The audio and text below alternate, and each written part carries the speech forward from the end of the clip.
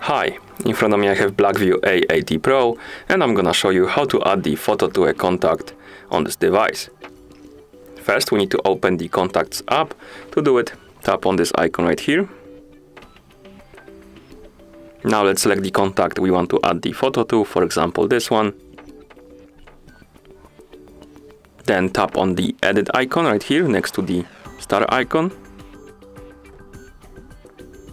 Then tap this camera icon right here.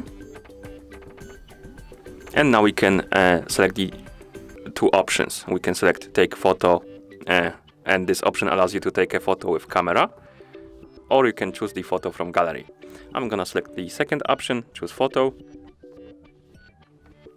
open the folder, download, and then tap on the picture I want to use. Now we need to crop the picture.